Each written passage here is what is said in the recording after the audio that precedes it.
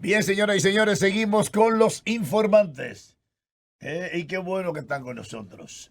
Como siempre, tengo una muy buena entrevista, ¿verdad? Y con una de esas personas que están hoy muy en el candelero, ¿verdad? En el horno, que son los diputados y senadores. Porque si bien ellos pertenecen a un partido, a un conglomerado, ¿verdad? Y que tienen una directriz y una cosa, van a tener que aprender que sus jefes son las comunidades que los elige y que por lo tanto a ellos, a esas comunidades que los diputados y senadores deben darle el resultado que esa gente espera cuando los eligió, no el partido. Conectar a los legisladores de esa zona, ¿verdad? De mando, es un tanto difícil, incluso se salen completamente de la conexión popular para servir a su equipo, a su grupo político y a sus aspiraciones. Y entonces, pero hay muchos de ellos que tienen la verdadera conciencia de lo que es un legislador y lo asumen. Y yo creo, sin temor a equivocarme, que Octavio López es uno. Yo pienso que yo no soy legislador, ¿Eh? que no soy legislador. Bueno, las aspiraciones mías que usted lo sea. Sí, pero tú sabes que en el año 1994 yo fui candidato a síndico por el PLD en Moca. Y a partir de ahí yo me dije a mí mismo que yo no podía aspirar a funciones electivas. No porque no tuviera la vocación de servicio, sino por el costo de dinero que eso significa para una gente. Así es. Y siempre me he perfeccionado o he buscado perfeccionarme como un técnico del área minera, que es a la que pertenezco. Ok. Y de servirle a mi país. Yo fui 3 veces director de minería en los 3 periodos de Leonel. Y traté de darle lo mejor de mí al país a través de mi experiencia y de mi conocimiento y de el trabajo en equipo y de contar con el apoyo de un presidente, de la visión y de la madurez política como Leonel Fernández. Entonces, gracias por el piropo, que te gustaría que yo fuera un legislador, pero y voy de acuerdo con lo que tú dijiste, la desconexión de los legisladores de su origen es uno de los fracasos más impresionantes que uno puede encontrar. Que uno puede encontrar. Sí. La gente, le hemos dicho que es el director del área de minas, el orientador, en este caso, que es Octavio López. Y por lo tanto tiene mucho que explicarme y eso esperamos, ya que incluso él aspira también a estar dentro de esa área y orientar y ayudar al país a través de lo que él sabe. ¿De dónde viene y cuál ha sido la trayectoria de Octavio López? Mira, profesionalmente yo trabajé en el sector privado. Yo comencé trabajando en el Estado Dominicano, en la Dirección General de Minería, por allá por el año 1983, 84. Y trabajé como geólogo junior en exploraciones. Yo recuerdo que el primer proyecto que me mandaron fue una exploración de manganeso en la zona de los Guayullos de Padre Las Casas, que ahí hay unos bolsones de manganeso, y la empresa Rayoval Dominicana estaba interesada en eso.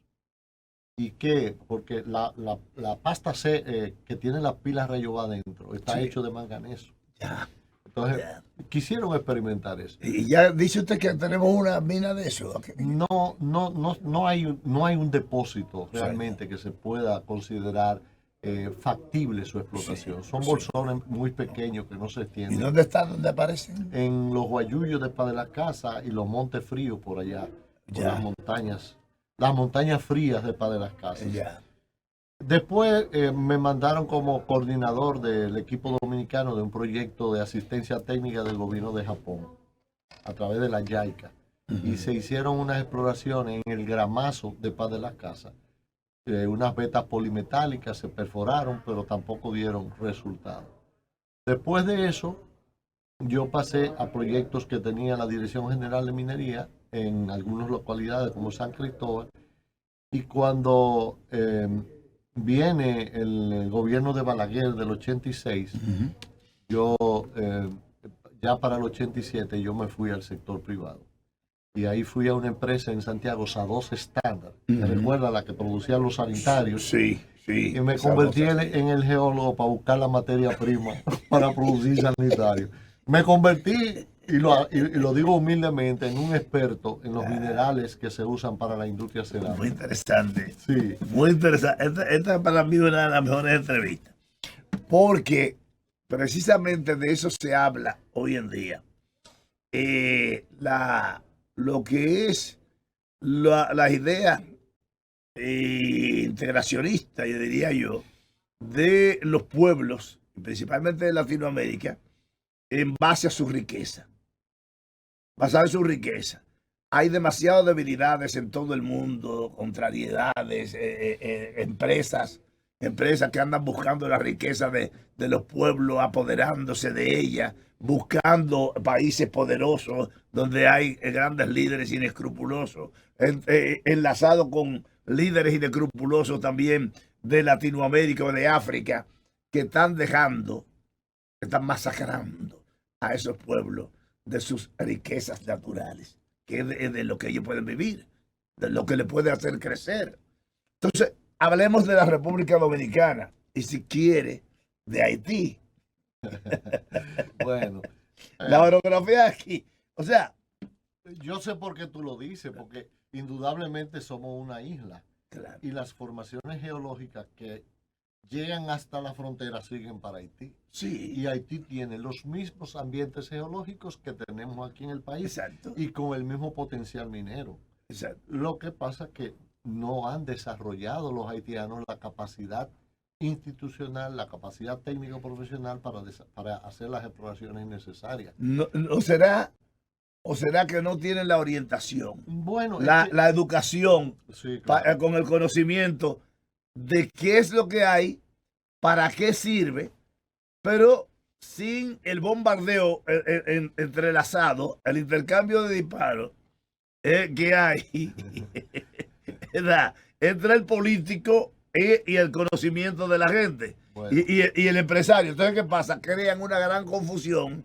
para manipular las mentes. Y entonces, ¿qué pasa? Llega un momento que aunque esto le vaya a servir a la comunidad, al pueblo, la explotación de esa mina, ellos no lo permiten porque ya están llenos de informaciones negativas al respecto. En Haití hay un problema de que es un estado totalmente fallido. Sí. No hay instituciones, no hay nada que sostenga ningún plan de desarrollo. Es más, yo una vez decía que los haitianos no están en capacidad ni siquiera de recibir ayuda. Y eso lo vimos cuando el terremoto, donde murieron unas 300,000 personas. Las ayudas no se focalizaron, no se distribuyeron equitativamente. Los pequeños caciques no llegaron. Bueno, lo que llegó, porque nosotros Claro. fuimos un país ejemplar en asistencia y en solidaridad. Se recaudaron unos 12,000, supuestamente, 12,000 millones de dólares que nunca aparecieron. Sí, pero ya eso es la comunidad internacional. Pero nosotros responsablemente podemos decir que hubo solidaridad con el pueblo haitiano. Ahora, vamos a lo que es de interés. El aspecto de los recursos minerales. Mira, tú hiciste un razonamiento muy interesante. Ahora mismo hay unos problemas graves en África. Unos países que han dado inclusive un golpe de Estado. Creo que fue en Burkina Faso. Sí, Burkina Faso. Sí, y hay otros países que están levantando. Yo no de conozco. Níger. Sí, también. Níger. Inclusive la gente de Burkina Faso ofreció apoyo a los nigerianos para que se emancipen, se liberen y no me deje fuera, porque como estamos hablando de minas y estamos hablando de política, ¿verdad? De manejo, y no me deje fuera a Kenia. Sí. Bueno, pero son países que tienen los recursos naturales.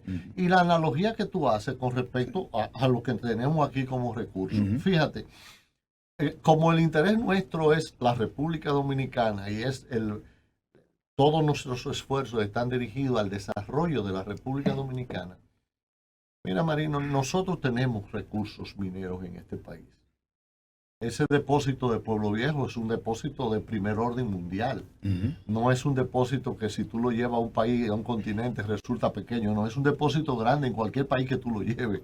Porque a veces nosotros tenemos un problema. La mina de Cotuí. Sí, La mina de Cotuí es la quinta más importante del mundo. Claro, tenemos un problema de escala mental que creemos que si somos chiquitos como país, si nos vamos allá, la cosa ya se vuelve. Pero eso ya está, incluso está cuantificado, porque está a 25 años, esto tiene aproximadamente unos 250 mil millones de dólares en lo que se ha cuantificado mundialmente, porque es la quinta mina de oro más importante del mundo. Sí, pero la cuantificación que se hace es en cuanto a reservas de oro. Se habla de unos 25 millones de onzas de oro. Sí. Y generalmente hay que multiplicar por 4 cuando se habla de plata. La plata es 4 veces más abundante que el oro en el depósito de Pueblo Viejo. O sea, hay un recurso que si nosotros los beneficios de esos recursos los orientamos bien, los invertimos bien, nosotros podemos direccionar. Pero no podemos, nosotros como dueños de eso, dicen que el mínimo es un 40-60. Sin embargo, se debe manejar, y máxime nosotros que ponemos no solamente el terreno, sino que ponemos también, somos garantistas de las inversiones, que se hace ahí, deberíamos tener un 60. Bueno, lo que pasa es, Marino, que hay que saber que un depósito como ese es una mineralogía bien complicada.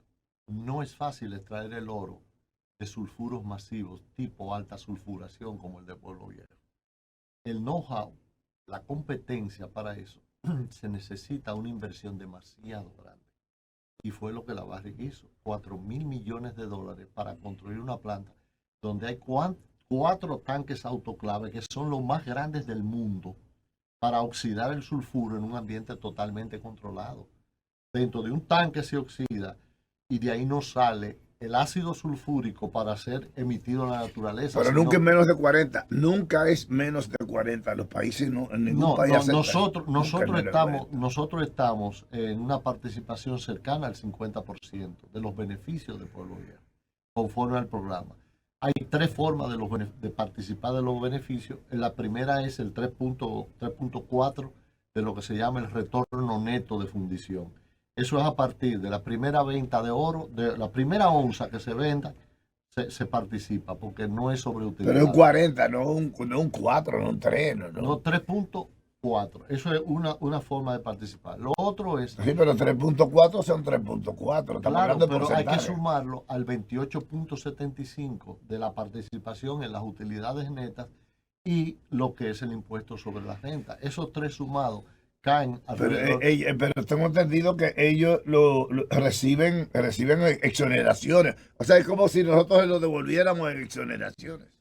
Bueno, lo que pasa es, oye, hay que entender un contrato como es. Primero, tú dijiste algo esencial. El recurso le pertenece al pueblo, a la nación dominicana. Y es un contrato especial de arrendamiento de derechos mineros. Para que pudiera ser factible, hubo que hacer una serie de acuerdos de ambas partes. Cuando se corrió el primer estudio de factibilidad, la tasa interna de retorno de ese proyecto lo que daba era un 7.4%.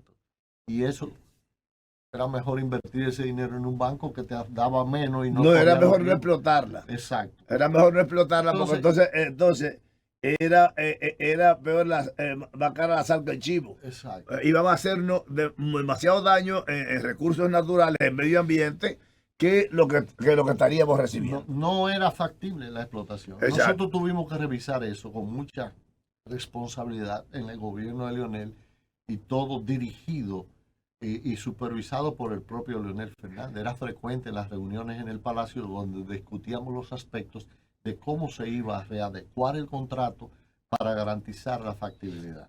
La Barrick nos pidió a nosotros que le garantizáramos la revisión del contrato con alrededor de un 10% de retorno interno de la TIR, de la tasa interna de retorno. Pero ¿por qué había que explotar? Yo lo que digo, si una cosa no es beneficiosa y a un número tan bajito, que ya eso es negocio, eso no es factible, y por lo tanto el negocio no va.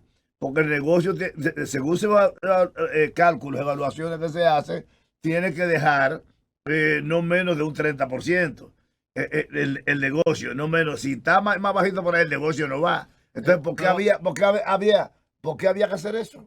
Porque es un recurso enorme que teníamos ahí y lo que había que hacer era readecuar las condiciones. Y eso No fue nos lo que daba se ningún hizo. resultado. A nosotros no nos ayudaba eso en nada. Sí, claro que sí. No, Marino, claro que ¿tú no. sabes cuánto ha recibido el Estado Dominicano del 2012 No, para acá? no, pero está bien. No es cuánto recibimos. Sí. Porque no es cuánto recibimos. Porque tú puedes recibir, yo voy a recibir 100 millones. Sí, pero me tocan 1000. Es que me tocan 1000 millones. No, confórmate con 100. ¿Y por qué? No, pero la realidad, para hablar de la escala, Ajá. el Estado Dominicano ha recibido más de 5.000 millones de dólares. Está bien, pero estamos hablando de que no son 5000, serían 25,000. Para ponernos ¿Bajo en qué contexto. ecuación, me pregunto? Bajo poner el contexto de que si no vale la pena la explotación de la mina, pues no lo hacemos porque nos hace daño al área forestal. ¿Cuánta gente ha salido dañada en Cotuí, ¿verdad? Su terreno, su siembra, su finca y todo para apurar lo que le va a hacer daño al pueblo? Mira, esos parámetros están controlados. Esos parámetros ambientales, lo que son los impactos ambientales significativos de las actividades de la minería, todos tienen su medida de mitigación y todos están controlados. Yo te puedo dar garantías. Recientemente, con la denuncia que hubo de la mortandad de peces en la presa de Atillo, que en uno de los videitos que mandaron dijeron que era el cianuro que lo estaba matando. Yo personalmente le pedí autorización a la barra. Yo quería tener una opinión como fuerza del pueblo, una opinión de qué era lo que estaba pasando. Y mira, Marino, es sorprendente cómo en este país hacemos denuncias livianas, frescas, sin estar documentados. Lo primero que hice fue visitar la planta de tratamiento de la barra. Me subí a los tanques espesadores, allá arribota, con una escalerita, vi las variables. Había un tanque que estaba fuera de servicio, pero esa planta estaba diseñada para poder sacar un tanque, limpiarlo, mientras los otros operaban. Vi la lechada de cal que se aplica con una aplicación dosificada y constante. Duré un rato, tomé tiempo de dosificar, todo lo observé bien. El último tanque espesador donde se está mezclando la lechada de cal con el lodo que sale del proceso, y después bajé a los tanques que hacen la separación de los lodos y sacan el agua por un fenómeno que se llama floculación. Y para eso usan un agente floculante que es 100% efectivo. Ese agente floculante, cuando por alguna razón no funcionare bien, el agua que está ya limpia, cuando sale, hay dos válvulas donde se mide el pH. Si el pH está ácido, cierra la válvula de descarga y vuelve a recircular el agua. Vi la descarga en el río Margajita y tomé fotos de peces viviendo en el río Margajita. Si ese medio hubiera sido hostil, no hubiera habido un pez. Ningún ser vivo está en un medio hostil. Yo tengo una buena historia respecto a eso. Pero déjame terminar esta idea porque te vas a sorprender. Porque aquí nadie nunca había observado y había hecho las conclusiones geocientíficas que yo hice del problema de la presa de Atillo. La presa de Atillo estaba con el vaso por debajo de la cota 80 ya. La cota 80 es debido a la gran sequía que hubo en el país. ¿Qué pasa con esa mortandad de peces? Yo me puse a observar y vi islas de peces con un agua, con una turbulencia de ese color verde. Así. Y yo decía, Dios mío, ¿pero qué está causando esto? En un bote andando en la pesa, metía la mano en el agua, la olía y veía todos esos peces flotando sin ojos. Y yo, Dios mío, ¿y qué es esto?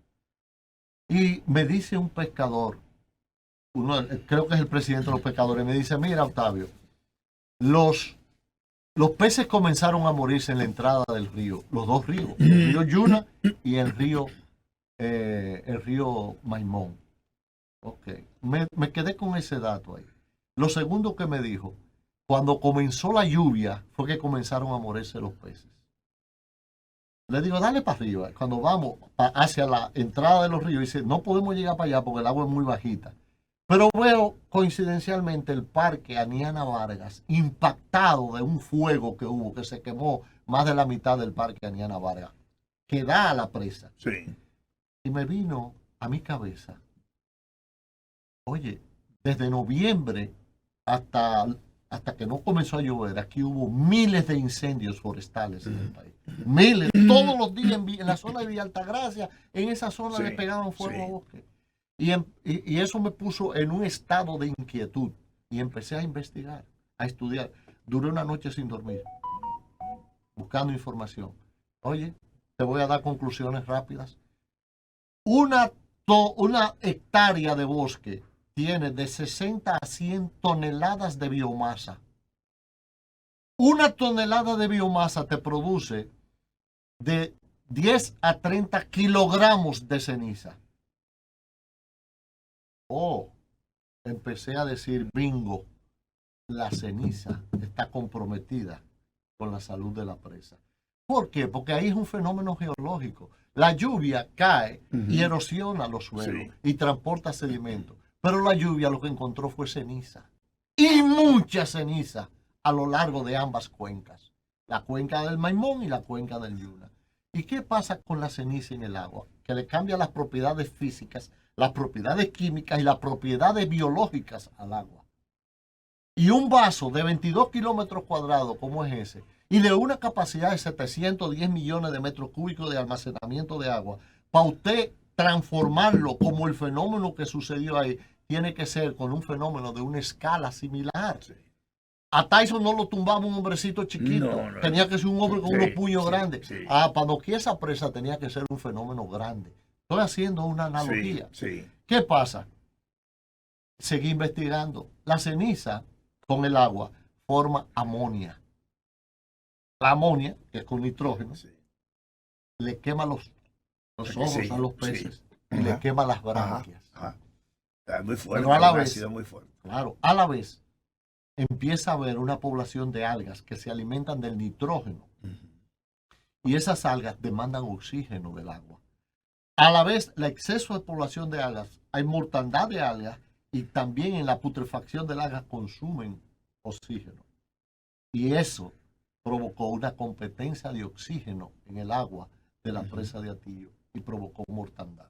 Ahora, tú me dices, ¿todo el cuerpo? No. Hay un fenómeno que hay que entender en los cuerpos de agua, que se da, yo te lo explico a una escala chiquita y tú vas a decir, oh, Octavio, tú tienes razón. Tú le echas a esta copa azúcar y tú lo meneas y lo dejas ahí y comienza a tomártela. Y cuando tú llegas ahí al fondo, el agua es más dulce ahí. Claro.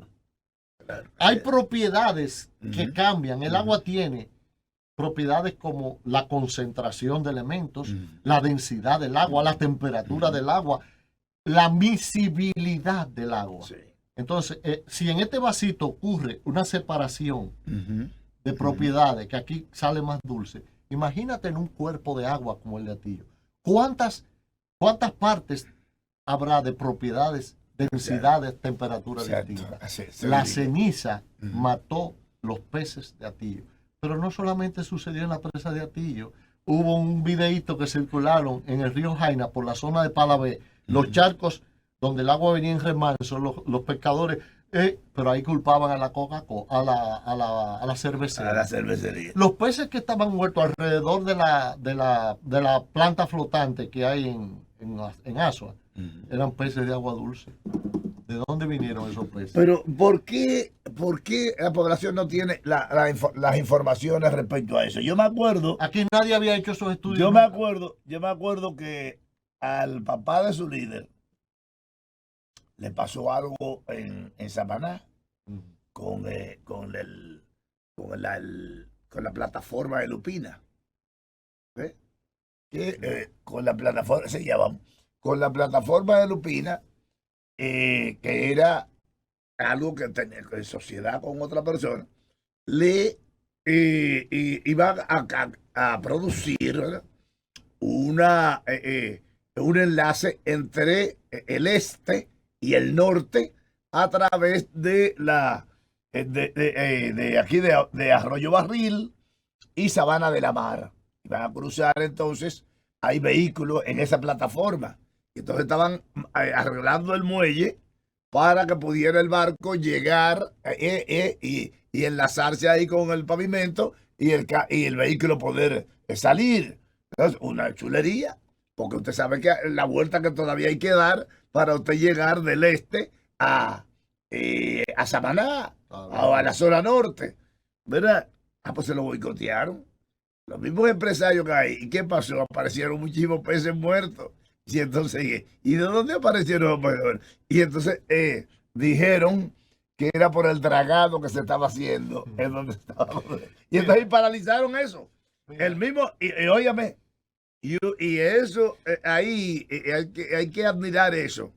Porque estamos hablando que el mismo presidente y es su papá, y él mandó, y él espérate, él mandó a paralizar, y él no entró en defensa, como, mira, yo soy el presidente, que sigan el trabajo. No, todavía, eso sí, que todavía hasta hoy se está haciendo la investigación, y el barco hasta se pudrió ahí, y el negocio no se dio.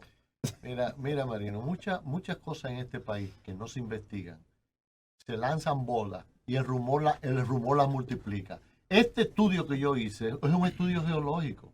Y te quiero agregar algo que está documentado científicamente. Los suelos con los fuegos forestales se vuelven en suelos hidrofóbicos, que el agua no los penetra.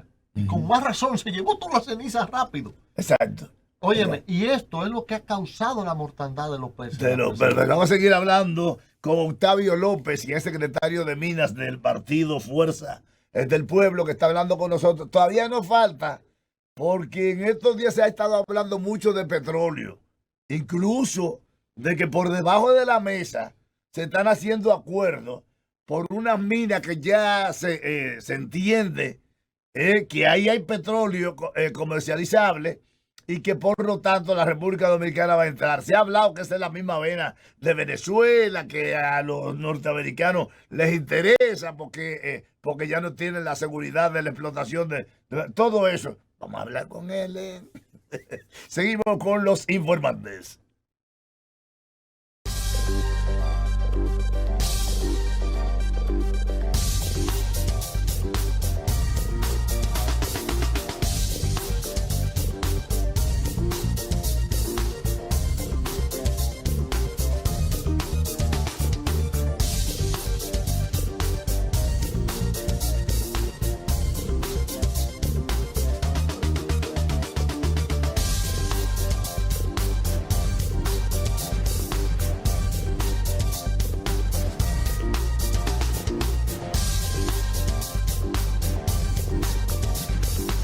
Los informantes de Marino Guzmán.